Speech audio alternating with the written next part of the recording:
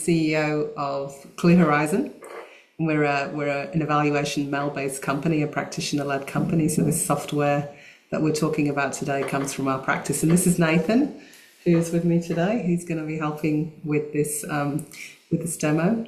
And before I kick off, I'd really like to acknowledge the traditional owners on the land which we're joining you from. We're coming from the land of the Wurundjeri people of the Kulin Nation, and we pay my respects to their elders past and present and recognise that sovereignty was never ceded. And also welcome you guys from any lands that you're joining, and acknowledge any First Nations people on the line today. And you're welcome to, in the chat function, if you'd like to note the land that you're joining from, that would be fantastic. We can see where everybody's coming from in the chat. So this is a webinar mode today, so you'll notice that there's only two ways to interact, and we can't see everybody because there might be quite a lot of people. So you can chat in the chat function, but there's also a Q&A function as well. So if there's key questions that you want to ask, that can go in there. So we're really pleased because we're launching a new module to our platform. And this module is what we call the reflection module. And we'll talk about that today. But some of you may be new to Track to Change, so I will spend a little time explaining what Track to Change is, just in case there's any new people, and a little bit about the philosophy behind it, because it's a little bit different. So you may not get it straight away. So I'll just do that grounding, and then we'll have a look at the new module today together. Okay, so actually one thing that we'd love to know, because Nathan's going to be monitoring the chat for me, we're going to try and tailor this webinar to meet your needs. So if there's anything that you'd really like us to know about Track to Change or about the reflection module, we'd love to know. So feel free to put it in the chat, and we'll come back to that a little later and try and tailor it to you. Okay. So what is Track to Change? So Track to Change is our digital mail, that's measurement, evaluation and learning platform. And it's designed to help teams collect and organise and learn, very key thing, from real-time signals of change. So, and this today, we're going to be sharing the bit where you start to use the data, the reflection and learning module. So I guess some things that make this Track to Change a little bit different are it captures qualitative data, observations, signals of change, and you can link evidence to them. So it's a way of collecting the warm data, if you like. It's also organised. It's got quite a clear, simple architecture. So unlike most mail frameworks, it is not organised around indicators. It's actually sort of lumped up together and organised around what we call outcome areas or domains of change. So you can think of them like buckets of change, which makes the process more elevated and able to handle complexity. So we'll talk about that as we go through. It's also designed by nerdy evaluators like myself. So it's got some neat little features that will help you do things like contribution analysis later, if you wish to do that. So let's have a look at how it's structured. So you can see here, this slide, how it works. A sort of macro level, just so you know what it covers. So Track to Change has the usual sort of setup phase where you decide who you're going to invite in, what the initiative is, manage your users. And then it has a sort of mail design piece. It's not super complex, it's a fairly basic one, but you can upload your theory of change, and you can define what your buckets of change are, or your outcome areas. You can go into more detail if you want, that's optional, and go into a measurement framework, and you can, which is a little bit different, identify ways of working or principles if you want to log against those. So that's a little bit unique. A lot of the people we work with are really interested in not just the outcomes, but how we all show up in the change-making process. So you can name what they are there. And then the key feature, the key part of it all is the capture part, which is where we start logging. And I'll talk to you more about logging, but you log lots of different things. The most famous thing to log is the impact log, but there are a few other nifty features there. And then this last part is to obviously look at the data, draw out the patterns, decide what you need to do differently. And if you want to harvest the highlights for reporting, you can too. And this is where the reflection and reporting module fits, which is the new release. which all people who are subscribed to Track to Change will automatically get it. So it's part of what you currently have. We already have, just so you know, each of these logs already does have a little dashboard for each one. So that's what we're talking about today. So who uses Track to Change? We find that there are two key users who are interested and who it really works for. And I'll sort of speak to both. I'll be really interested to see which one you are. So if you relate to either of these, or if you're somebody else, let us know in the chat. So firstly, we find that smaller organisations, such as a community foundation or a small not-for-profit, they just want an uncluttered sort of way to collect simple things such as impact stories and to track their activities and know how many people they're reaching. So it's an uncluttered, simple platform you can use Track to Change like that. And it's all in one place. So you can have your theory of change, your measurement framework, you can have all your impact stories and your activities in one place, you can invite people to log, and then you can sit down and reflect on how's it going, you can adapt, and you can produce little reports. So that's one user. So if anybody like that in the room from a community foundation, small not-for-profit, small team, let us know in the chat. The other end of the spectrum is really quite high complexity, which is interesting because Track to Change works at both ends. But this is largely for place-based approaches, systems change efforts, where you've got this gap in your measurement system, which is how to track the signals of systems change. So things like changes in narrative, changes in practice, little changes that stack up to big changes. You may even be wanting to track pushback and negative change. So that's a hard thing. Most mail platforms do not cater for that. So Track to Change deals with emergence in that way. And you might have quantitative measures of change that you measure separately as well. That's not uncommon. So it's a bit like collecting the warm data, if you like. Okay, what does it look like? So this is the main interface of Track to Change. For those of you who've already using Track to Change, you'll recognize this. So you'll see up the side, you've got your MEL plan, you can see your theory of change, and you've got measurement framework there. So you sort of load that up once, and then that's fairly static. But all the action happens in the logging. So the most famous logging is the impact log, which is here. So nearly all our subscribers use the impact log.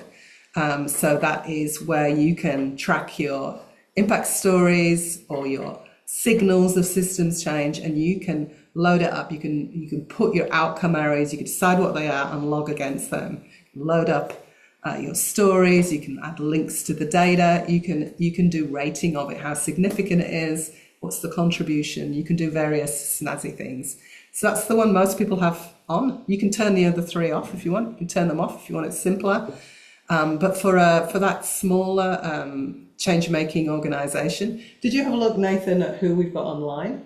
I'd be interested to know how many people we've got online from smaller organisations. But if that's you, you might just want the activity log and the impact log turned on and turn the other two off. And that becomes quite a simple, nice, simple mail platform, which is just tracking your activities, how they went, what your reach is, and you can see that in a nice dashboard, and then your impact logs.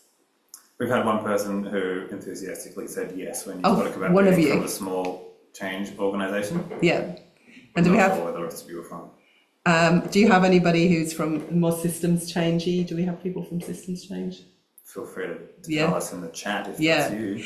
So if you're working on place-based or a systems change one, the ones that people really like are the principal log, which is tracking ways of working, particularly good in the messy early stages of setting an initiative up. Well, it's all about showing up differently. So you can log against your ways of working. Works really well in First Nations context, where the ways of working, like self-determination, things like that, are really key. They're just as important as the outcomes. So you can log against that.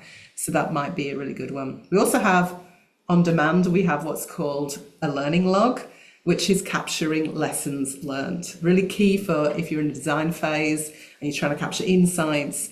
So it's like where you can capture things like assumptions that didn't hold true, things that didn't work, and you want to capture those. And of course, you can simplify it all by turning these down. So that's the basic logging.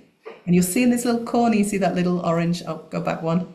You see the little orange button in the corner, that's where the reflection reports come in.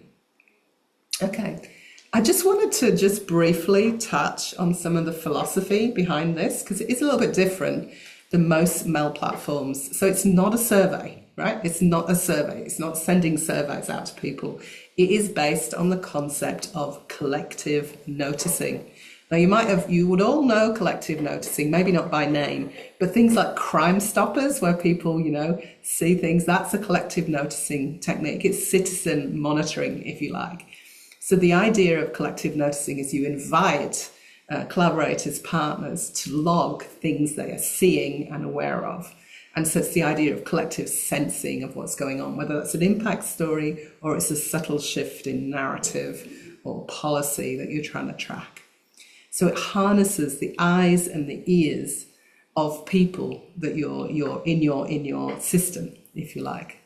So this builds on, you probably know Clear Horizon, you probably know, if you know me, you probably know about Most Significant Change, which is a story-based approach that's been around for about 20 years since I co-authored the book, and it's really widely used. So collective noticing, so MSC is a type of collective noticing. Track to Change goes a bit further. It adds some extra dimensions to MSC. MSC is really only about impact stories, but we've got these other features now, like tracking how you're showing up, tracking your lessons learned, and we put the activities there just for completion, really. So the idea is you track it and then you can bring it together and make sense of what's going on, look at the patterns and adapt. It's all about being able to adapt through sensing. It's particularly useful in the messy middle of systems change work. So people who are working on systems change, this next slide is for you. Close your eyes if you're from a small little organisation, you don't want to know about this. Because systems change work takes bloody years to get to the results that we all want. So I had a look at a report recently called The Impact of Collective Impact, and it looked at 24 collective impact initiatives from Canada and America. And the earliest any got to sort of quantitative change was 9 years. Some of them were like 20 years. And so while everybody wants to collect these fantastic results, these indicators, quantitative indicators, and you're probably still doing that too, it's very dangerous to only do that. You really need to be looking at what's happening in the system so you can respond to it. And this is where collective noticing really adds value, to track the smaller changes in narrative, in resource flows, in connections between people is a really pivotal part of doing systems change work, to respond and sense and adapt. Also in the early stages, the messy middle, it's all about how we show up. So that's where the principles really come into line. Okay, let's move on to the next one. So what's the flow of collective noticing? So Track to Change, it helps us with this process of collectively sensing what's changing. You log and you tag it in a really structured way, and then you make sense of it. So this is what the reflection report's all about. And then you adapt. That's the whole point. The L in MEL is all about adapting. And of course, you can harvest out of this stories, contribution analysis, case studies that showcase your progress. So it aligns it all up for you to be able to do that in a really rigorous manner. Okay. So now let's zoom in on the reflection model. I will show you it too. So it's all about using the data. If you like, it's the L in the MEL. It's the part where we look at the patterns across, get together. You can do it in a group. You can sit around and you can print the stories off. You can do MSC-like things. If you're an MSC practitioner, you can review all the stories and select the most significant ones as part of this process and decide what the key patterns are and what you're going to need to do differently, how you need to adapt. And so that's what the reflection module is all around. I think, are we now about to show you? Before I show people, Nathan, I was just wondering if there's any feedback, any questions, so that when I do show you, I can adapt this presentation. We didn't receive any questions or comments as yet, but if anyone has any coming up or anything that we haven't covered that you're hoping to hear about, do let us know. Otherwise, we'll just keep going along. Can we see the screen now? Not yet. I'm not there yet. Just try once more, 1 second. Stop sharing. Okay, should be able to see it now. So here's the live version of the platform that I'm sharing on my screen now. If you remember, so you'd be logging away and then you decide you want to do a reflection report. So you just click on this button here and you can create a new one, add new, but I'll just go into the one that I've already prepared. So here it comes and I'll just go into edit and I'll get there. As if you start a new one. So it starts here, asks you, what's the selection period you want? And you can go this month, this quarter, 12 months, and it'll pull all the data from that period. You can also keep it really simple, because if you're just doing this every month, every two months, you might just want to look at your impacts. You can turn the rest off. Or you might decide, I want to look at activities and impacts. So they'll appear on the top. All of them start with context. We think it's super important to start a reflection, especially in today's chaos, with a bit of a stock take on what's going on. So you start with context, and this is a demo example of a fictitious program, if you're wondering. So it asks you, looking back, what are things that have helped you, what are things that have hindered. You can have a conversation about that, and looking forwards, what are the opportunities or the risks? And then what are you going to do differently to adapt? All of this goes into a report, by the way, that you can share. But the first phase is we will also suggest that people think about the context. And then you can choose whatever you want to do next. If you're a small organization and you just want to have a check on your activities and your impacts, for example, you can click into that. It automatically collates the total reach from that period. You can see the breakdowns. Tells you how many activities met expectations, how many didn't. It tags it by activity type, outcome area, outputs. So you can see what you've done. This is a basic little one. There's more things you can do here. One of the things, because it does produce a report, is it's quite nice to identify the top activities, the highlights, for example, that you think went really well. And you can select the logs. You can just select the logs there. All the logs are here. When you click on one of those, it'll take you back to it. You can read it and you can decide which ones you want. You could decide you want all the ones that met expectations, or maybe you want to share the ones that didn't, and so forth. Select all. So that's how that works. And those stories will appear in the report. You can do a few more things here, but always it ends up in asking the extent, any adaptations you want to make. Let's have a look at the impact log, which is the one you're most likely to reflect on. So again, it shows you how many impact logs you've got. So you can see here there was 12 logs, and you can rate the impact logs for significance. So you can see 3 were deemed by the person who wrote it to be significant. See the outcome areas, the principles, which they're tagged against, and where they came from, and who was involved in them as well. So this is where you can actually do a bit of most significant change. Are there any most significant change practitioners with us? I'd love to know if you can share in the chat. So one element of most significant change is to read through the impact stories and select the most significant ones and say why.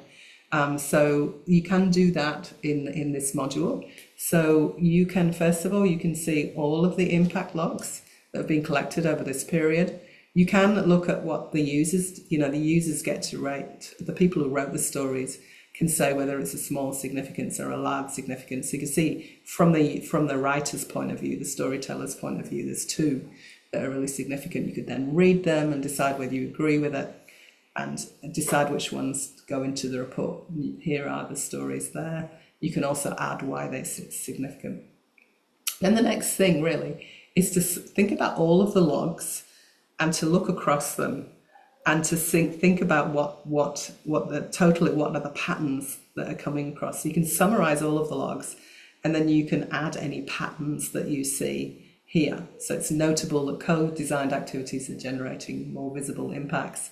And it asks you to dig under the surface and think about what might explain these patterns. So you can add that in too. And of course, we then say, what are the adaptations you need to make? So in this way, it guides you through a sort of reflection process across all of the stories. There's 2 parts to it: selecting the most significant ones and why, and looking across all of the stories and drawing out the patterns. So there's 2 aspects to sense making that we use. And then the consolidation report. So expand the initiative. Okay. No, I'll just go back to here. I'll just go back in. Reflection report, open it up. And you can see the actual consolidated reflection. So this is what you can share. You've got the context. This one's got everything in it. The activities, the highlights. It's got the impacts, how many total ones you selected and why, the patterns. And you can share this reflection with anybody. So there's a quick walkthrough of the new module, bearing in mind that you can, you can turn things on and off. So going back in there, we could add the principles. You could decide to just reflect on learnings and principles if you're in the early stages. So you can tailor this to reflect on more or less. And you can also, actually, if you've got a really big initiative, you might have like 5 outcome areas. You could just pick one outcome area to reflect on, or you can just pick one principle. And that's a way of reducing the amount down for a reflection period. Okay, I think that's all I was going to show you, and we'll see what people want to know about. Okay, over to you, Nathan. Thank you. So, great overview thus far. Thanks, Andrew. Malsa asks, I love this, it's brilliant. I was just wondering whether the platform can capture and show survey data as well, or is it just narrative and self-reporting? So you can link, you can write a log about what a survey showed you, and you can link the survey data to that log. So a log can be about survey data, or it can be about observation, or it can be about a story, it can be about anything. So you can use it as the main place to put all your data, you can. But it doesn't like automatically show survey data. When we work with bigger Mel initiatives, we tend to have a Power BI dashboard as well. And because this will link to Power BI, so everything can be visualized in Power BI, but then we can add in, if you want survey data to that, that's one way of doing it, or it can be part of the log. So there are 2 ways we work with it. Yeah. Hope that answers your question. No other questions at this point, so I might share the pricing packages and have a talk about that.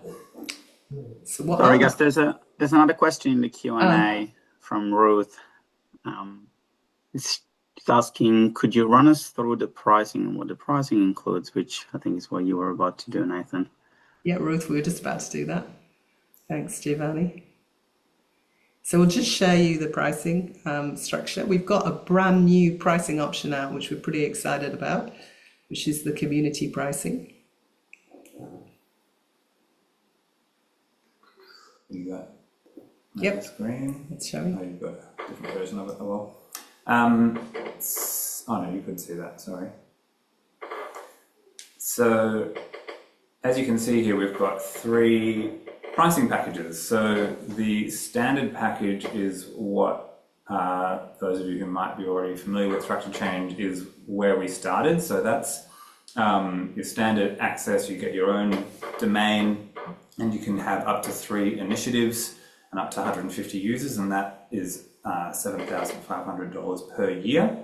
And we've also just established a new community basic package, and that allows for 1 initiative and up to 10 users, and that uses a shared domain. So the security levels are still very high, but not as high as the standard package. So community package, great for a small not-for-profit, small team who's doing, a really focused set of works, and you've got, up to 10 users out there who you want to be also part of your Tractor Change space. And then the standard package being our kind of flagship offering there with maybe you're a slightly bigger not-for-profit or government agency or philanthropy group or something like that, and you've got multiple initiatives happening concurrently, and you have a broader user group. That's the standard package. We can then also go up from there. So building up to 8 initiatives is our portfolio package for advanced support, $15,000 per year for that one. And often we've been seeing a lot of our clients bringing asking for track to change along with some complementary services as well. So obviously we live and breathe Mel, so we can also plug in some Mel support. Maybe there's a bit of a theory of change build or Mel framework refresh that can help you get your track to change set up the way you'd like it. And also at the back end, we can help you build dynamic dashboards or a variety of reporting products for different audiences that can help you, report and communicate on the outputs of your Mel. Or maybe your Mel savvy team are fully capable and you've got a fresh a fresh theory of change and everything you need, in which case it's ready for you to just pick up and go with. So there's a question there about what is an initiative. It's a very good question. So an initiative is something that has a theory of change and set of outcome areas, and you're going to track against that. So it's one sort of program, if you like. People use different names for things. It could be one community if you're a place-based approach and you're funding different communities. So it might be a community or it might be a program, but it's something that's bound by its own theory of change with its own particular principles, for example. And you might have multiple ones. So the platform Track to Change can handle multiple programs with different theories of change. And we are bringing in a feature that will add up, will aggregate across all of them to create a cross-initiative view as well. So that's what you get with the standard. You get like three things that have their own theory of change, their own set of principles and so forth, and their own reports. So they're quite independent from each other. You have different users on them, and users can't see each other's. So it's more of an organisational feature. Like if you're a foundation and you've got 3 big grant programs, you'd have an initiative for each one. Hopefully that helps. Yeah. Question here from Amelia. When you're filling out a log, if you don't have all the information at that point in time, can you skip questions, or do you have to fill out all the questions at once? Yes, some things are optional and some things are mandatory. So we've tried to make it as simple so that you can do it quickly, and you can also, we're just about to bring in a new feature, which is the draft, which is really, really handy. So if you haven't finished it, you can just save it as a draft. That's not quite out yet, but it's going to come out in the next feature. But at the moment, if it's a mandatory one, it has a little star next to it. Things like ranking and significance, that's all optional. You can leave it blank and you can come in afterwards and do that. So it just hits the main fields that you have to fill out. Yeah. So certainly we've had that feedback where, people don't have all the information and they then can't save halfway through a log. So that's part of our draft feature that we're about to launch. And then the other element is that you can always come back and edit them as well. So putting in as much as you can, putting in the log, and then coming back and edit them when you have that additional information. And one of the things that we should say about Track to Change is, I don't know if we've mentioned, we're building it in-house. And so if there is something that's really bugging you, we have this little button at the side called feedback, which is blue. Maybe we should share the screen and show it to people. Nathan? You want to share your screen? I'll share my screen, yeah. Here you go. Let's go back into Track to Change. Share. You see that? Can you see that? Yeah, good. So it's just this little button here, this button that says feedback, and at the back, behind that button is Rob, who's our developer, and he's very quick at updating little things like that. So if there's something that's bugging you about it, please let us know, because it's a new platform, and we are constantly updating it. Yeah. Do we have any other questions? Not yet. Not yet. Now, Giovanni, do you have any questions for us? No questions. Well, if that's it, maybe there's a few things we can share that commonly asked questions that people ask. Okay, now we do have got a question. Hi, Ruth. We've got a question from Ruth. Tell us a little bit more about the MEL support, what that includes. So the MEL support is just, it depends whether you get a community level or a standard level.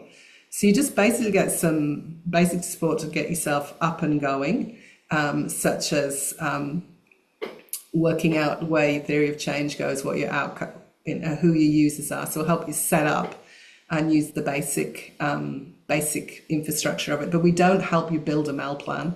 That would be extra. So we can offer consultancy coaching. If people don't have a theory of change, for example, it doesn't include support to build one. So that would be, if you want support with that, we can certainly do that, but that's as consultancy. Yeah, so we often do put packages together with consultancy and the platform, and we use the platform within our consultancy as well. So hopefully that explains it. It's sort of basic setup support that you get. Yeah. Yeah, I think the other thing to mention is the trial period. So when you buy the standard package, you get a 90-day trial period that's $600. So that $600 covers the costs of us setting everything up, and then gives you 3 months essentially to play and log and really ensure that it is the right service for you. And then if it is, then you transition into the full service, and that $600 is taken out of the full price, $7,500. And then for the community package, you get a 30-day free trial on that one. The challenge is you can't transfer your initiative from one to the other. So you need to be set up within the system that you plan to stay in as well. So that's one of the challenges, is you can't come in at a community level and be like, great, I just want to trial it in one initiative. I mean, you can do that, but then you won't be able to transition that initiative into a standard package. You can't download it all, upload it all up. It takes a bit of work. Yeah. Let's see. Can an initiative change over time? That's a good question. So, I mean, we design it to be quite light architecture to allow for adaptations, like your theory of change might change. So that's why we've got these broad outcome areas. You can certainly add new outcome areas once you've logged against something, though you can't delete it. But you can add more activity types. You can add more outcome areas if you wish. And because we do see people who adapt really radically, one of the things we've realized is that sometimes the best thing, if you're really changing really wildly, is to archive it and to copy it and to create a new version. And you can still access all the data in the archives. So that means you've got all the data there for a cross-initiative view, it's the archive are not part of the subscription price. You can have archival files in there. So you could archive 3 or 4 and have a live one. We don't charge you for that. So that's one way we've been working with really big pivots, where your theory of change completely changes. You change all your outcome areas, so you're better off starting with a clone and fixing it up and starting again. But you don't lose the data. Can you give access to partners outside the organisation? Yes, that's the whole point of Track to Change. It's collaborative. So you can bring in like 100 people from all over the place to log things. And there's two sort of, currently the main way is that they can just go in and log their own change, and you can invite them into a reflection process as well. One thing that a new feature that we're bringing on soon is also called the contributor log. Is that what we're calling it? Contribution logs. And they don't get all the noise of the MEL plan and the different logs. They'll just have one, take a picture, tell us your story, nothing else, and they'll only see their own logs in case you want to have a sort of more public facing part, with less sort of like they can't see everything. Yeah, you can do that too. That'll be coming up in this year, I believe. You want to take another question? Yeah. Okay. How does the reflection report work if your team doesn't log consistently? Oh, that's a good question, isn't it? I've spent 20 years trying to get people to do MSC and log things. So I've spent a lot of time thinking about how to encourage people to log, because it is a challenge, right? It's a challenge, let's face it. So I have some tips and tricks for getting people to log.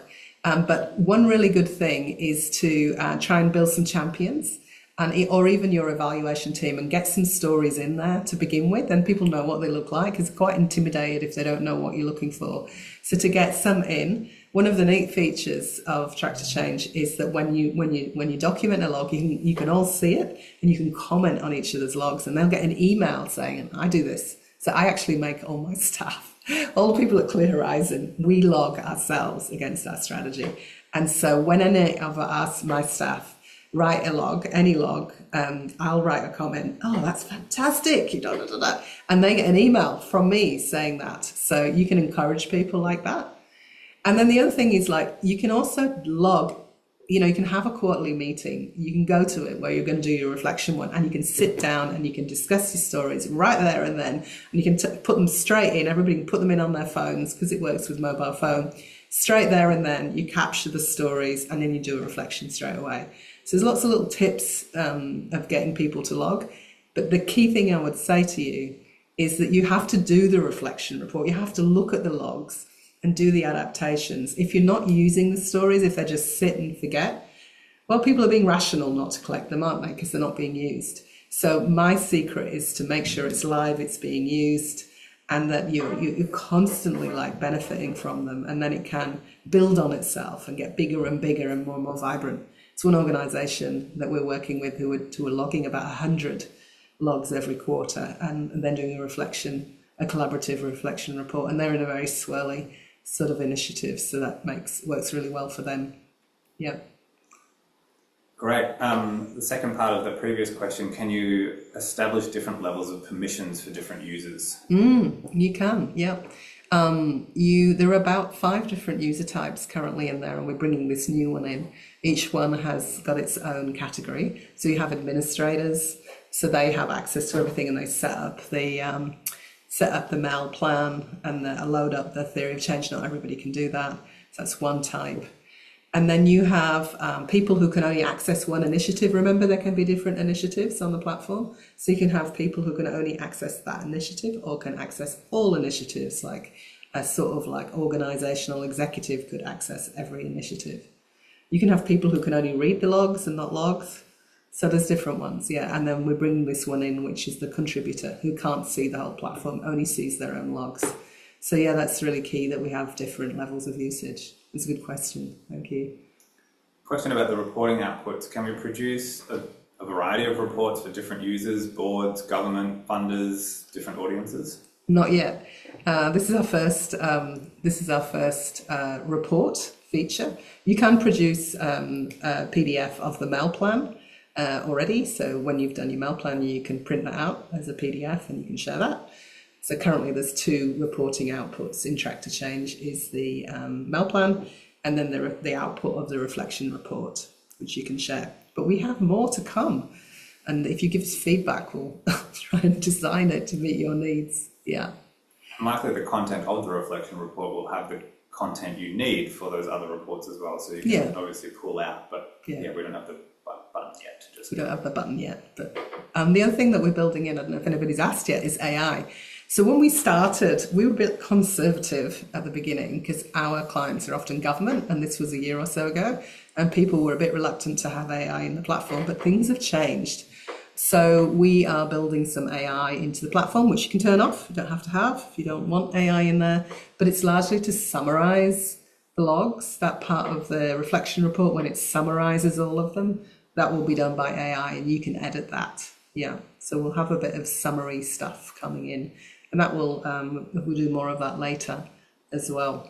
We'll be able to produce different types of reports. Yes. Another question from Lindy. When one initiative is complete, can you add another one within the same plan? Within the same plan. I think you can archive one and then start another one. I think you play for one live one. Is that correct? Is Rob online? We've got our developer online. I'm not sure whether he's online. We can find out for you, but I think that's how it works. I'm not sure either. Good question. It's a good question. We'll get the answer to that. I think you can. I think you don't pay for archival projects, so therefore you could archive your project and you could develop a new one. Yeah, I think. I'll check. Do we have any more questions, Nathan? What level of customization is available? Right, well, I guess you put your own outcome areas in, you put your own theory of change in, you put your own, all the reach metrics, you decide what they are, what the splits are, there's 3 levels of splits, all the activity types. So the sort of key pieces of architecture, you decide what they are. But that's the limits of customization. Turning things on and off is you can also do. So you can turn quite a lot of the logs on and off and just have one. So that's how we customize it today. We have a new feature coming up in the next, I think it's on the roadmap for this year, which is a dictionary. So if you don't like the word initiative, you can change it to program or community, and we'll just have some keywords that you can change. So that's one element of customization that's coming. I've got some feedback on that. Like instead of the word outcome area, you could use, if you really need to, use the word indicator or use the word domain of change, for example. You could change those key pieces. If you don't want to call it principle, you call it ways of working, to sort of like use your more natural language. So that'll be coming along. We call that the dictionary. And we were also thinking of adding a module which is more of an open field one, so you can tailor your own fields. So that was another one that's coming, but it's not that yet. We're just at the beginning of our journey, as you can tell, but it's already a pretty functional platform. Some questions about subscriptions. So if a subscription is yearly, is the data ongoing each renewal phase? Yeah, absolutely. Yeah, your data stays there. And if you decide to not subscribe anymore, you can download all the data as a CV file and you get all your data back. It's your data. Yeah. But yes, it keeps going from year to year. And the next question is, yes, is the year subscription from whatever day you start? Yeah. Yeah, it is. Yeah, it starts from whenever you start. So your program cycle may not align with your subscription cycle, but that's okay. Yeah, that's okay. You can talk to us about that if it's just a few weeks out. I'm sure we could work with you. Yeah. You set the date for your reflection period where it says the last year. You set the date, so you can modify the dates if that's what you're thinking about. Yeah, that's customizable. Yeah. Any more questions? Lots of great questions. Thank you so much, everybody. Very engaged and useful questions. Any more? I think if you've got any other questions, jump on the website, tractorchange.com. There's videos on there. There's some walkthroughs, and then of course there's email addresses and telephone numbers to get in touch with us for tailored demos and discussions. And we're here to share it with you. We're really excited about it. Yeah, fantastic. Thanks, Nathan. And yeah, Nathan mentioned we've got a couple of little courses as well on an academy on how to, for administrators, and they're like tutorial courses as well. So there's help to use the platform, and they're free courses. Yeah. And free courses on how to log if you want to know more about logging. Yeah, that's it. So thank you. It's lovely to have you all with us. I hope you have a lovely day, and we'll finish a little bit early. Come and talk to us if you're interested. Okay, thanks very much. Bye-bye.